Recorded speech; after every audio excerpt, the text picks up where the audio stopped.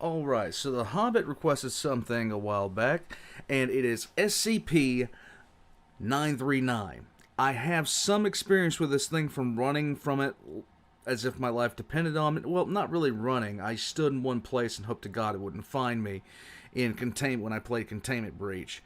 But, this thing is decidedly disgusting looking and annoying and very irritating and bothersome, and I can't stand it, and it just gives me the heebie-jeebies all over the place.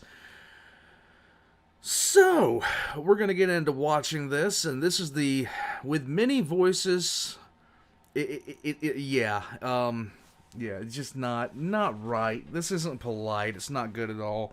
I don't really appreciate it. The mood lighting is set to red because I already know I'm not going to like this one because it freaked me out in the game, and I know it's going to freak me out now, but that's just the way things go. So let's kick back and enjoy this. Here we go. SCP-939, kaboom. Good afternoon, everyone.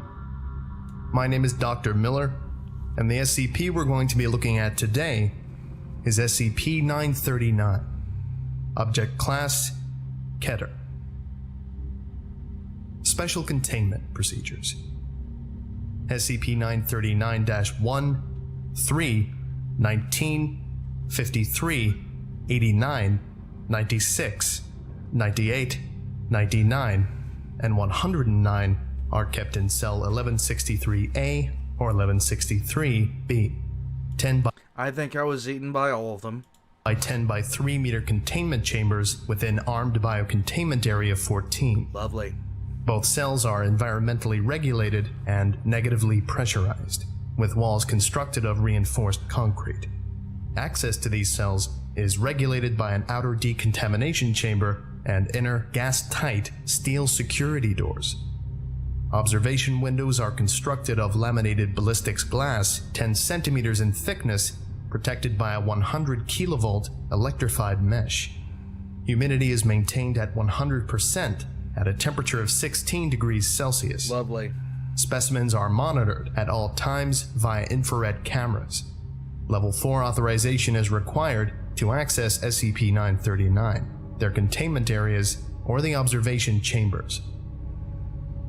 SCP-939-101 is dismembered and stored in cryogenic preservation tanks 939-101A to 939-101M within Bioresearch Area 12. Access to SCP-939-101 requires authorization by 2 Clearance Level 3 personnel, one of which must be present for all research and testing.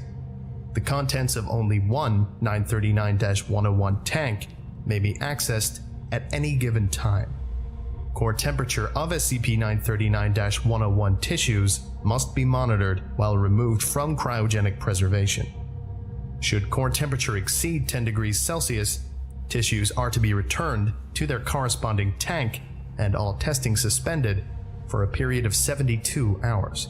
Barring core temperature exceeding 10 degrees Celsius, research of SCP-939-101 tissues may continue, as long as its ramblings and pleas for release may be tolerated.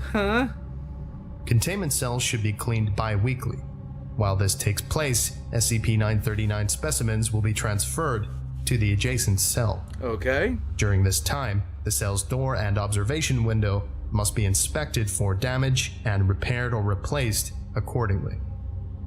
Heavy sedation of all SCP-939 is required before any interaction, including transfer between cells and experimentation, may take place.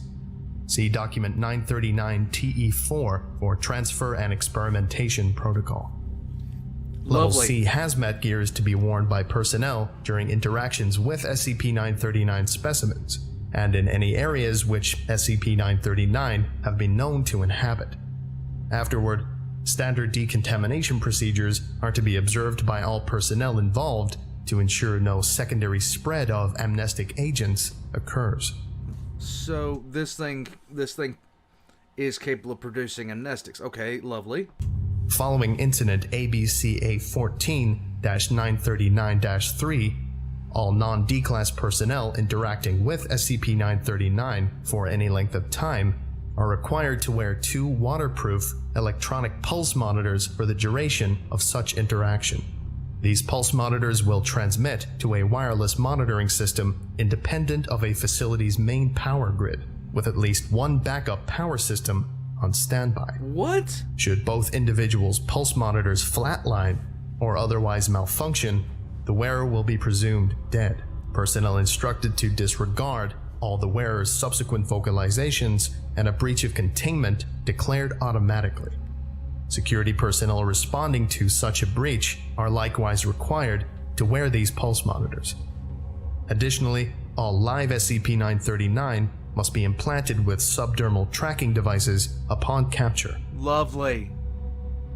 Description: SCP-939 are endothermic, pack-based predators which display atrophy of various systems similar to troglodytic organisms. The skins of SCP-939 are highly permeable to moisture and translucent red, owing to a compound chemically similar to hemoglobin. SCP-939 average 2.2 meters tall, standing upright, and weigh an average of 250 kilograms, though weight is highly variable.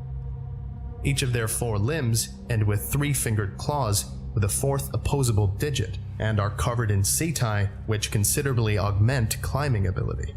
Their heads are elongated, devoid Yeah, that's why they were on the ceiling and the walls. of even vestigial eyes or eye sockets, and contain no brain casing. Great. The jaws of SCP-939 are lined with red, faintly luminescent, fang-like teeth, similar to those belonging to specimens of the genus Chauliadus, up to 6 centimeters in length, and encircled by heat-sensitive pit organs. Eye spots, sensitive to light and dark, run the length of their spined dorsal ridges. These spines may be up to 16 centimeters long and are believed to be sensitive to changes in air pressure and flow. SCP-939 do not possess many vital organ systems. Central and peripheral nervous systems, circulatory system, and digestive tract are all absent. Then what is this? SCP-939's respiratory system is atrophied and serves no apparent purpose beyond spreading AMN C227. Lovely. SCP-939 have no apparent physiological need to feed, nor any way to digest consumed tissue. Ingested material typically accumulates in the respiratory system of SCP-939 and is regurgitated once the amount is sufficient to markedly inhibit its function. Despite the This thing is a whole bunch of why. There is nothing I have but whys about this right now. There is just nothing. absence of many vital organ systems, SCP-939 are capable of bearing live young. See Addendum 1016, 1991.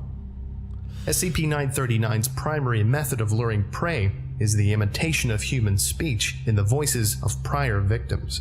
Though imitation of other species and active nocturnal hunts have been documented, SCP-939 vocalizations often imply significant distress. Whether SCP-939 understand their vocalizations or are repeating previously heard phrases is the subject of ongoing study. How SCP-939 acquire voices is not currently understood. Specimens have been documented imitating victims despite never hearing the victims speak. No. Analysis of SCP-939 vocalizations cannot distinguish between SCP-939 and samples of known victims' voices. The use of biometric voice recognition security or identification systems at any installation housing SCP-939 is strongly discouraged for this reason. Prey is usually killed with a single bite to the cranium or neck. Lovely. Bite forces have been measured in excess of 35 megapascals. SCP-939 exhale minute traces of an aerosolized Class C amnestic, Lovely. designated AMN C227. AMN C227 causes temporary and anterograde amnesia, inhibiting memory formation for the duration of exposure, plus an average of 30 minutes. It is colorless, odorless, and tasteless, with an estimated ETC 50 for inhalation of 0.0015 milligrams per cubed volume of the area exposed. In well-ventilated or open-air environments, risk of exposure to ETC-50 is greatly reduced, but not negligible. AMNC-227 is typically undetectable in the bloodstream 60 minutes following cessation of exposure. Reported sensations of disorientation and mild hallucinations immediately following removal from environments saturated with the agent are similar to recreational use of numerous psychoactive substances and easily mistaken as such. Lovely. Note: March 23rd, 2005. This report pertains to Morphology Alpha. For information regarding Morphology Beta, see I'm not sure I want to know about Morphology Beta. Experiment Log 914, AMTF News 7, After Action Report. Addendum. Alright, 1 second. Alright, sorry about that, guys. Yeah, every so often there will be a noise that kicks off in my headset, and considering the subject matter of today, I don't need noises in my headset, thank you. April 11th, 1982. Due to SCP-939's intense aversion to bright light, it has been deemed a minimal risk of escape. Standard fluorescent hallway lighting is sufficient to deter SCP-939-1 from leaving its darkened cell. Oh, really? Okay, The great. following addendum has been stricken from the document, and we are advised to see Addendum September 20th, 1991. Let's just go with that. Wait, Addendum. there we go. Okay, good. June 29th, 1987. Okay, I'm gonna stop being a punk. Preliminary research into AMNC-227 suggests potential use as a general-purpose amnestic. I do not Methods recognize of the bodies in the mass-producing water. the agent, as well as possible adverse effects, are being investigated at Biocontainment and Research Site 6. Addendum October 3rd, 1990. AMNC-227 has been approved for use as a Class C amnestic. Yay! Projected annual production at Bioresearch Area 12 by SCP-939 respiratory tissue cultures is expected to surpass 3 liters. Lovely! And again, that following addendum was stricken from the official document. Aww. Addendum, September 20th, 1991. Containment of 9 SCP-939 specimens has been compromised following a Silent Night breach scenario at Biocontainment and Research Site 6. Lovely. Nearby civilian settlements have been evacuated on the pretense of a coming storm. Recovery teams have been deployed to the area. Addendum, October 16th, 1991. In light of this, all interaction with SCP-939 from September 8th to October 7th in the Northern Hemisphere or March 6th to April 4th in the Southern Hemisphere is strictly forbidden. What? No male specimens of SCP-939 have yet been identified. Contain a Class B amnestic. Huh? See Reproduction of SCP-939. I don't think I really don't want to know where they get that Class B amnestic from. Document number 939. Like, severely. I just don't want to know. And I don't want to know how they get it. 0062. Reproduction of SCP-939. On September 25th, 1992, SCP-939-1 gave birth following a gestation period of roughly 12 months. Litter SCP-939-A contained 6 specimens, numbered SCP-939-A1 to SCP-939-A6.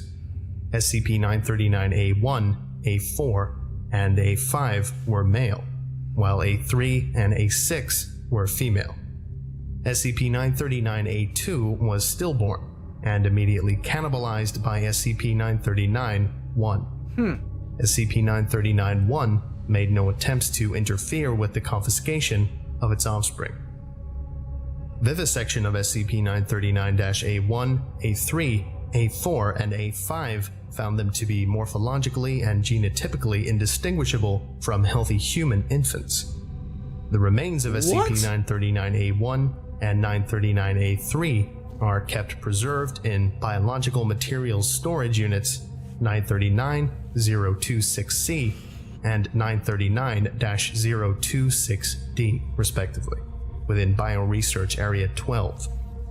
Remains of SCP-939-A4 and SCP-939-A5 were incinerated.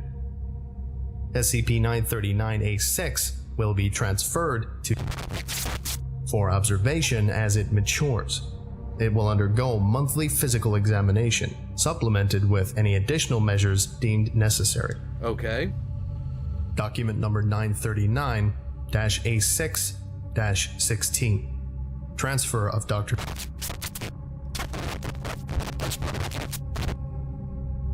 Note: March 16th, 1997. After overhearing numerous conversations between personnel, SCP-939-A6 has come to believe its name is Keter.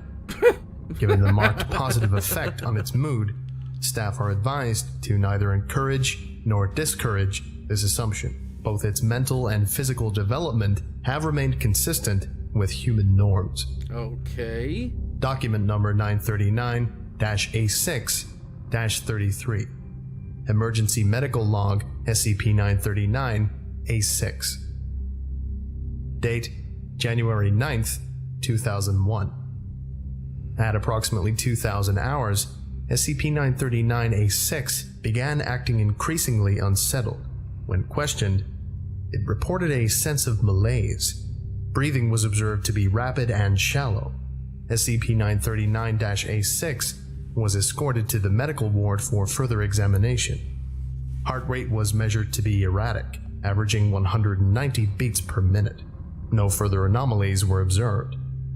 SCP-939-A6 was administered a benzodiazepine and returned to containment. Probable panic attack. Trigger undetermined. What? Date: January 10th, 2001. At approximately 0430 hours, SCP-939-A6 reported the same symptoms, accompanied by a mild headache and aversion to light. Examination returned identical results to the previous day. SCP-939-A6 instructed to rest, administered a sedative, and returned to containment. Date: January 24th, 2001. Symptoms outlined above persisted for 2 weeks before intensifying. SCP-939-A6 destroyed the lighting fixture in its enclosure and was found to have assumed the fetal position underneath its bed at 0140 hours. A6 staunchly resisted leaving its chamber, requiring it to be carried to area medical ward. It complained of a severe headache and intense aversion to light, hypersensitivity to auditory stimuli, intense chest and abdominal pain, and uncomfortable warmth, commenting that it hurt too much to cry. A6's core body temperature measured to be 41.2 degrees Celsius. Technicians were unable to locate a pulse. MRI indicated that That's just disturbing. a reinforced concrete containment cell was immediately prepared for SCP-939-A6. The cell's lighting was dimmed and a large basin full of water provided at its request. Date: January 26, 2001. SCP-939-A6 immersed itself in the provided water basin and remained inactive for a period of approximately 41 hours, at which point it began violently tearing at its skin. It displayed a considerable amount of distress upon realizing its skin was sloughing off, but appeared unable to stop. At 2236 hours, Dr. reported SCP-939-A6's head detached itself. By 2240 hours, it appeared morphologically identical to, albeit much smaller than, SCP-939-1. Lovely. Addendum: February 13th, 2001. SCP-939-A6 has been redesignated to SCP-939-101. It will be transferred to Bioresearch Area 12 for further study. Oh my god. Document number 939-101-77. Audio log 939-101A, number 13. Begin log 10:16 hours, May 22nd, 2004. Access to Cryogenic Preservation Room 939-101 granted to Dr. Access to CGPT 939-101A granted. Playing log now. Excuse me, mister? Why are we here? It's bitterly cold, and we would like to go home now. We're very late for our bedtime, and we're very sorry. We didn't mean it. Have you seen our pictures? We like drawing.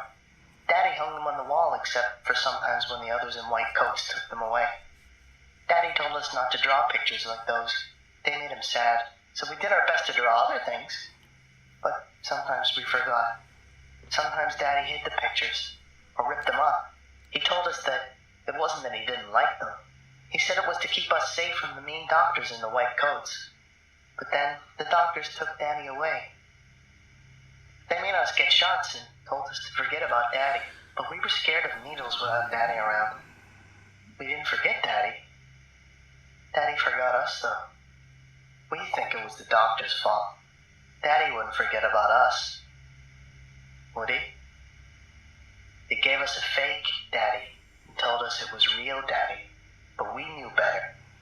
The doctors made us get more shots. They kept telling us fake Daddy was real Daddy, but they couldn't fool us. We told them it was wrong to lie, just like Daddy told us. And then they stopped lying. They made us be ourselves, but they gave us paper and pencils and paints and told us we could draw whatever we wanted, so we did. Sometimes we drew Daddy, sometimes we drew what Daddy told us not to draw. And the doctors took all our pictures. Sometimes the doctors in white coats and the people with the black shirts with a lot of pockets and helmets that carried bent windows and riot shields. I forgot. They walked with us down the hall for our checkups. We didn't like those. This is disturbing. Sometimes we had to lay in a dark place and be really, really still.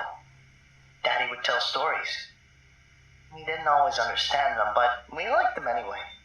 There were stories about places that didn't have ceilings, where up was forever and the ground wasn't white. We think it's silly. Everywhere has ceilings, doesn't it? After the doctors took Daddy away, we didn't get to hear stories anymore. And we didn't feel good.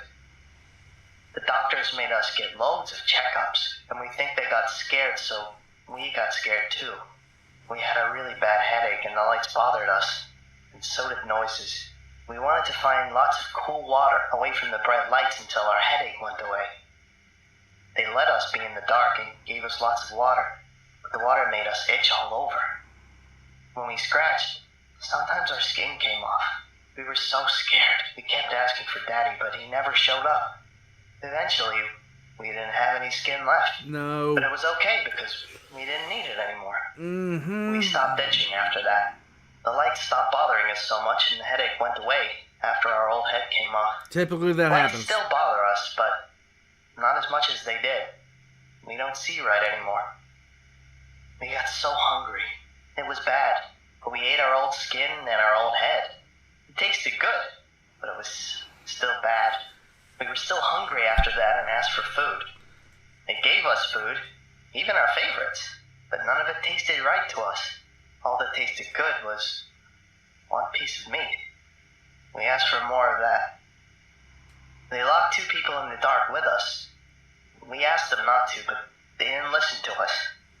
We weren't hungry for a while after D-class personnel. that.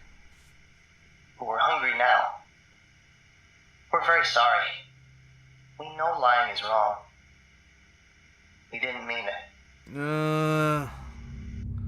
Addendum. February 20th, 1992. Effective immediately, use of AMNC-227 as an amnestic is suspended indefinitely. Consult Incident Report AMNC-227-939 for further information. This is gonna be bad. This is Incident AMN-C-227-939. SCP involved, SCP-939. Description: on January 30th, 1992, a statistical rate of missing persons reports more than times the national average was noted amongst civilians administered AMN C-22-7 following the capture of SCP on November 28, 1990, 2 kilometers northwest of. Pending further investigation, use of AMN C-22-7 was suspended. On January 31st, 1992, field agents and were dispatched to the area to investigate. Through collaboration with local law enforcement, Agent was able to secure an interview with James. Approximately 7 months prior to the arrival of field agents, James reported 3 individuals missing under suspicious circumstances. All had been previously administered AMN C-22-7. Document number 939-73. James, interview number 1. It's them. Interviewed, Oh my god. Interviewer, Agent something. Forward. This interview is being conducted by myself, Agent, in order to confirm or refute the possibility of a link between the disappearances of and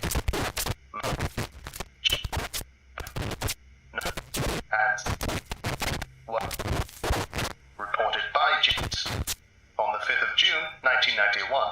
Lovely. And prior administration of AMN C-22-7 to all 4 named individuals on the 28th of November, 1990.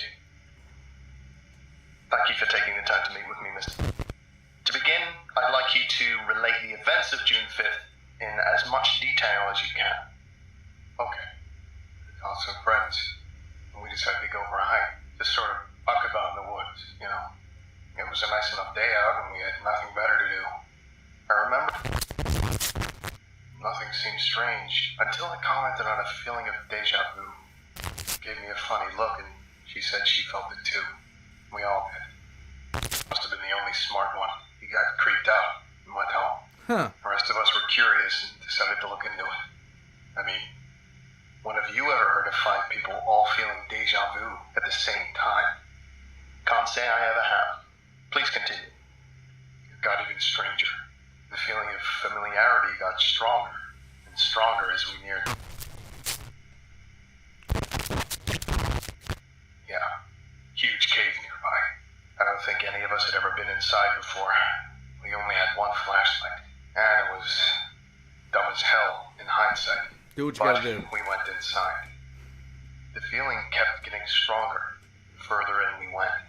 I know I keep calling it deja vu, but that's not the right way to put it. It was more of a general feeling of familiarity.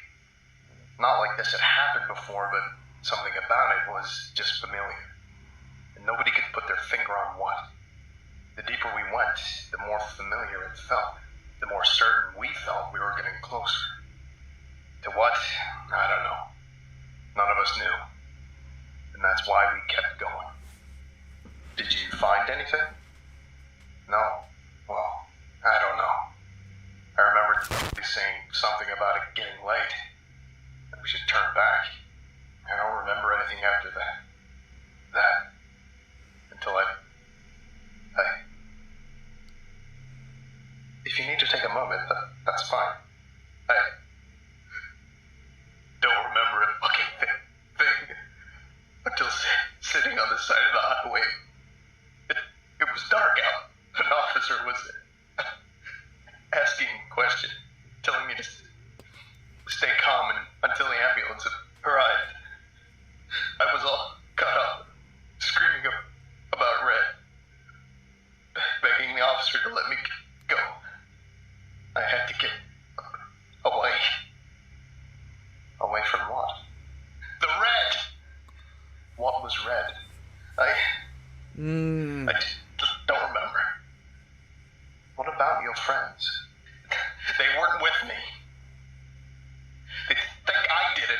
Won't listen to me. I was high on something. That I was coming down off a bad acid trip.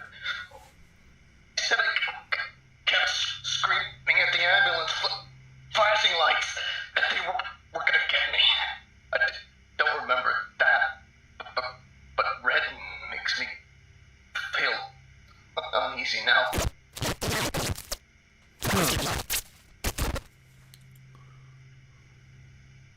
Closing statement. My team is ill-prepared to investigate further. We will be returning in the morning to report our findings. A minimal cover-up should be necessary, depending on what's found, at least for this particular incident.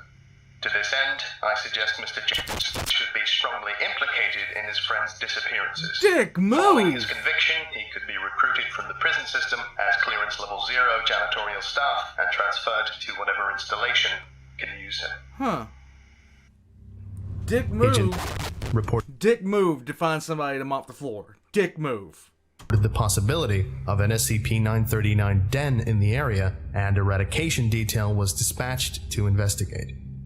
SCP-939 presence was confirmed within and destroyed by February 6, 1992.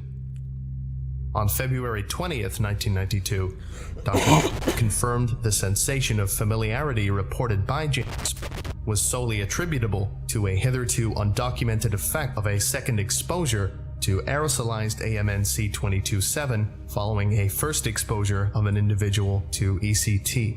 This sensation appears to act as a lure in those affected by AMNC-227, drawing them toward higher concentrations, most often centering around dens of SCP-939. Addendum: March 1st, 1992. AMN-C227 aided tracking of SCP-939. We can use this.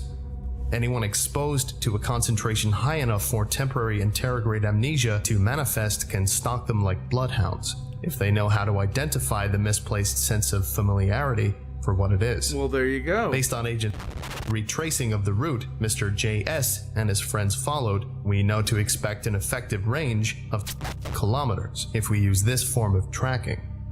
No, it can't find individual SCP-939, but it can guide us to their dens. I recommend we brief a number of field operatives on this plan. Any willing would then be exposed to AMNC-227 under controlled conditions and dispatched first to the locations of AMNC-227 use on civilian populations. Any errant sensation of familiarity experienced by these operatives will be taken as identification of an SCP-939 den nearby and reported as such. Eradication teams will be dispatched to investigate, destroying these dens as they are located. Makes sense. After this has been accomplished, I believe the dispatch of these operatives to major population centers to facilitate their securing, coupled with standard monitoring civilian, military, law enforcement, and channels of information, is the best course of action to locate and exterminate SCP-939 in the wild. Huh. Dr. They apparently take this thing seriously enough to kill off. I think that about does it for today. Thank you very much for listening, if indeed you still are, and you were all dismissed. Goodbye. Oh. Okay, so that is legitimately one of the more creepy things in terms of it's a perfect kind of predator. It's a perfect kind of predator for what it does. It imitates extremely well. And then, so if I was completely on par with that, that means the thing sat there and the thing would sit there and imitate sound, imitate humanity all the way through up until it reached its mature form. And it looked like a human child up until it reached its mature form. That is utterly creepy, and I don't need any more of that. The audio log of the thing, that was disturbing on a different kind of level. Just no. Just absolutely not. In any case, the Volgun always never fails at all. He just does not fail. This was... It's amazing how long some of these videos are, but how I don't feel like I've sat here for the time that I've sat here on them, just because of how interesting these things are, how well they're written, I haven't found one yet that I just didn't like, except for one, but that was based off a very personal reason.